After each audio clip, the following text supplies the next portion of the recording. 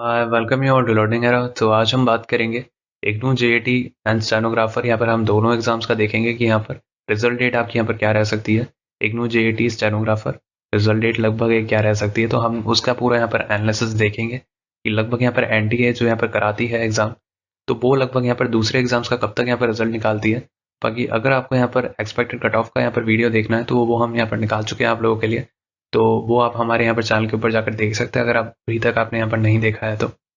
बाकी इस वाले वीडियो के अंदर हम यहाँ पर डिस्कस करेंगे कि इग्नू जेईटी रिजल्ट डेट लगभग यहाँ पर क्या रह सकती है। बाकी आगे चलने से पहले हम एक बार ये भी देख लेते हैं कि हमने यहाँ पर जो रिजल्ट डेट बताई थी एसएससी स्टेनो की, तो हमने यहाँ पर बताया था कि 15 जुलाई के आसपास यहाँ पर रिजल्ट आएगा और यहाँ पर 14 जुलाई को यहाँ पर आपको रिजल्ट देखने को मिला था। तो जैसा हमने बताया था लगभग वही यहाँ पर देखने को मिला था। उसी तरीके से हमने यहाँ पर ईपीएफओ एसएसए और ईपीएफओ स्टेनो जो कि यहाँ पर एनटीए ही कंडक्ट कराती है, उसी का ही हमने यहाँ पर बताया था कि यहाँ पर अगस्त के अंदर होगा, नहीं तो यहाँ पर जुलाई एंड से लगभग शुरू हो सकते हैं, नहीं तो अगस्त के अंदर यहाँ पे आपको डेफिनेटली एग्जाम देखने को मिल जाएंगे। हमारे सोर्सेज के अकॉर्डिंग हमने ये बताया था। एक्चुअली के अंदर भी ये जो एग्जाम था अगस्त के अंदर ही दोनों के दोनों हेल्ड हुए, ईपीएफओ एसएसए और ईपीएफओ स्टेनो। उसी तरीके से हमने ये भी बताया था कि यहाँ पर स्टेनो की आपके यहाँ पर जो पोस्ट फ्रेंड्स की जो डेट रहेंगी वो यहाँ पर क्या है, तो जैसा हमने बताया वही यहाँ पर देखने को मिला। आप वीडियो को पॉज करके देखना चाहते हैं तो देख सकते हैं। बाकी हम भी यहाँ पर जो प्रिडिक्शन करते हैं वो लगभग हम यहाँ पर पिछले ईयर को उठाकर ही करते हैं, या ऑनगोइंग एग्जाम्स का यहाँ पर पूरा ट्रेंड देखते हैं उसके बाद करते हैं। तो लगभग एक्सपेक्टेशन यही होती है कि हम यहाँ पर जो बताते हैं उसके बीच में यहाँ पर रिजल्ट आ जाना चाहिए। तो हम इस वाले वीडियो के अंदर भी वही करेंगे। बाकी ओवरऑल देखो थोड़ा बहुत आगे पीछे होना वो थोड़ा एक्सपेक्टेशन के बाहर भी निकल सकता है, क्योंकि ओवरऑल तो ये एनटीए के ऊपर ही डिपेंड करता है। तो इस वजह से हम यहाँ पर सिर्फ यही बताएंगे कि लगभग यहाँ पर जो ट्रेंड चल रहा है उसके अकॉर्डिंग यहाँ पर क्या रह सकता है ना। हर एक एग्जाम को देखेंगे और बाकी यहाँ पर पिछले साल को भी यहाँ पर देखते हुए चलेंगे। तो अब हम यहाँ पर देख लेते हैं कि यहाँ पर ईपीएफओ एसएससी का यहाँ पर जो एग्जाम कंडक्ट हुआ था वो भी देखो एनटीए ने ही यहाँ पर कंडक्ट कराया था। इस वजह से हम यहाँ पर उसका स्केड्यूल सबसे पहले देखेंगे। तो अगर हम यहाँ पर देखें तो एप्लीकेशन शुरू हुई थी यहाँ पर 27/3 से, लास्ट डेट थी यहाँ पर अप्लाई करने की 26/4। उसी के बाद अगर हम यहाँ पर बात करें तो यहाँ पर स्टेनोग्राफर का एग्जाम जो कंडक्ट हुआ था वो हुआ था यहाँ पर 1/8 को। और अगर हम यहाँ पर देखें उसके बाद तो यहाँ पर सोशल सिक्योरिटी असिस्टेंट मतलब एसएससी का जो एग्जाम कंडक्ट हुआ था वो हुआ था 18 से 23 अगस्त को। तो इसका मतलब ये हुआ कि यहाँ पर एसएससी का जो एग्जाम था वो बाद में कंडक्ट हुआ था यहाँ पर स्टेनोग्राफर के। और अगर हम यहाँ पर देखें तो उसके बाद यहाँ पर जो स्टेनोग्राफर का यहाँ पर जो रिजल्ट अवेलेबल हुआ था वो हुआ था यहाँ पर 16/9 को। तो आप यहाँ पर देख सकते हो कि स्टेनोग्राफर का एग्जाम हुआ था यहाँ पर 1/8 को और यहाँ पर जो रिजल्ट अवेलेबल हुआ था वो हुआ था यहाँ पर 16/9 को। तो लगभग यहाँ पर 1 महीना 15 दिन है ना, लगभग अप्रॉक्स इतना यहाँ पर लगा टाइम। और अगर हम यहाँ पर देखें तो यहाँ पर एसएससी का आप यहाँ पर देख सकते हो कि यहाँ पर एग्जाम कंडक्ट हुआ था 18 से 23 अगस्त और यहाँ पर रिजल्ट आया था यहाँ पर 19 अक्टूबर। तो आप यहाँ पर देख सकते हो यहाँ पर टाइम ज़्यादा लगा था एसएससी के अंदर। लेकिन जनरली देखो एनटीए का ऐसा ही रहता है, थोड़ा बहुत ऊपर नीचे चलता रहता है ना। तो यही हमें यहाँ पर समझ आता है। बाकी स्किल टेस्ट यहाँ पर जो कंडक्ट हुआ था वो यहाँ पर 18 और 19 नवंबर को हुआ था, दोनों का अलग अलग। और अगर हम यहाँ पर बात करें तो यहाँ पर जो फाइनल रिजल्ट आपको देखने को मिला था एसएससी का वो आपको देखने को मिला था यहाँ पर 3/1 को। तो इस तरीके से यहाँ पर पूरा का पूरा यहाँ पर सिनेरियो था ईपीएफओ एसएससी का। लेकिन अब हम इस वाले वीडियो के अंदर यहाँ पर जो बात करेंगे वो हम बात करेंगे यहाँ पर एनटीए इग्नू जेईटी का, जो कि यहाँ पर अभी आपका जस्ट अभी पहले भी कंडक्ट हुआ था है ना। तो उसके अंदर यहाँ पर जो पोस्ट थी वो थोड़ी ज़्यादा थी, अप्रॉक्स यहाँ पे 200 की अप्रॉक्स थी, यूआर की 83 की अप्रॉक्स थी। तो तब क्या हुआ था, तब यहाँ पर पूरा प्रोसेस कैसे चला था तो उसको यहाँ पर देख लेते हैं।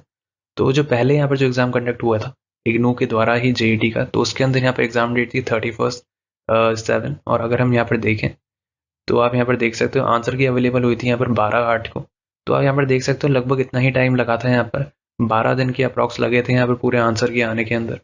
और अगर हम यहाँ पर देखें कि रिजल्ट यहाँ पर अवेलेबल हुआ था यहाँ पर 31/8 को, मतलब सीधा 1 महीने के बाद आप यहाँ पर देख सकते हो रिजल्ट आ गया था है ना।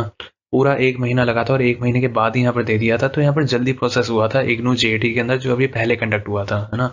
अभी यहाँ पर फिर से कंडक्ट हुआ है आपका, लेकिन इस बार पोस्टें कम है। लेकिन अगर हम यहाँ पर बात करें पहले की तो आप यहाँ पर देख सकते हो अप्रॉक्स यहाँ पर 1 महीना लगा था ना। और अगर हम यहाँ पर देखें स्किल टेस्ट यहाँ पर कंडक्ट हुआ था 18 से 19 सितंबर के बीच में। और अगर हम यहाँ पर देखें तो रिजल्ट भी यहाँ पर अक्टूबर तक आ ही गया था आपका। तो इतनी जल्दी यहाँ पर प्रोसेस खत्म हुआ था और इतनी जल्दी यहाँ पर एनटीए प्रोसेस करा भी देती है ना। लेकिन जनरली देखो हमें एक ही चीज़ समझ आती है इससे कि लगभग यहाँ पर 1 महीना इसके अंदर लगा, उसके अंदर 1 महीना 15 दिन या उससे ज़्यादा लगा है ना। तो जनरली एनटीए के ऊपर ही डिपेंड करता है। लेकिन फिर भी अगर हम यहाँ पर देखें तो लगभग आप यहाँ पर मान सकते हो कि थोड़ा यहाँ पर इस बार थोड़ा जल्दी कर दे, क्योंकि यहाँ पर जो वैकेंसीज है वो भी यहाँ पर कम है। है ना। और बाकी अगर हम यहाँ पर देखें तो आप अप्रॉक्स से मान सकते हो कि इस बार आपको यहाँ पर लगभग 1 महीना लग सकता है। बाकी अब हम यहाँ पर आगे देखते हैं इस वीडियो के अंदर। अभी आपके यहाँ पर जो आंसर की आई थी उसकी आपके यहाँ पर आप देख सकते हो कि लगभग यहाँ पर कब आई थी। एग्जाम कंडक्ट लगभग यहाँ पर लिख रखा है इस वाले नोटिस के अंदर ही कि 7 फरवरी को हुआ। उसके बाद अगर हम यहाँ पर देखें तो यहाँ पर जो स्टार्टिंग डेट थी यहाँ पर आंसर की चैलेंज की और आंसर की को यहाँ पर जो भी गलत लगता है उसको यहाँ पर ठीक करवाने की, तो लगभग यहाँ पर 20 से 22 फरवरी ही थी, है ना। इतना ही आपको यहाँ पर टाइम दिया गया था। अब हम यहाँ पर देखते हैं कि लगभग यहाँ पर क्या एक एक्सपेक्टेड रिजल्ट डेट रह सकती है टायर 1 की। अब हम बात करते हैं IGNOU JET and stenographer result date एक क्या रह सकती है एक्सपेक्टेड। तो यहाँ पर अगर हम देखें तो देखो सबसे पहले यहाँ पर जो एग्जाम कंडक्ट हुआ था वो हुआ था यहाँ पर 7 फरवरी को। उसके बाद यहाँ पर जो आंसर की यहाँ पर जो डेट थी वो थी यहाँ पर 20 से यहाँ पर 22 फरवरी के बीच में।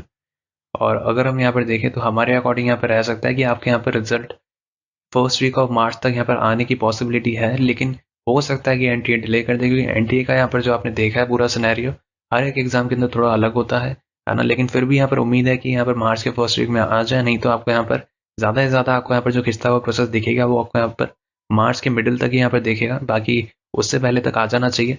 बाकी अगर हम यहाँ पर बात करें तो फर्स्ट वीक ऑफ मार्च एक एक्सपेक्टेड रिजल्ट डेट है इसकी कि यहाँ पर आ सकता है, तो उस अकॉर्डिंग ही आप यहाँ पर अपनी प्रिपरेशन करना। अगर आपके यहाँ पर बात की जाए टाइपिंग की या आप यहाँ पर स्टेनो की तैयारी कर रहे हैं तो आपको यहाँ पर शॉर्टहैंड की भी तैयारी करनी पड़ेगी साथ साथ। तो जैसा भी है आपका, तो आप उस अकॉर्डिंग ही यहाँ पर प्रिपरेशन करना, है ना। और लगभग ये एक रिजल्ट डेट रह सकती है क्योंकि आपको इतना यहाँ पर टाइम नहीं मिलेगा जैसे ही आपका रिजल्ट आएगा स्किल टेस्ट के लिए प्रिपेयर करने के लिए, इसलिए आप पहले से ही यहाँ पर मानकर चलना। बाकी और ऐसे वीडियोस पाने के लिए आप हमारे चैनल को सब्सक्राइब कर सकते हो और हमारे साथ आप टेलीग्राम चैनल के ऊपर भी जुड़ सकते हो, जिसका लिंक आपको डिस्क्रिप्शन सेक्शन के अंदर मिल जाएगा।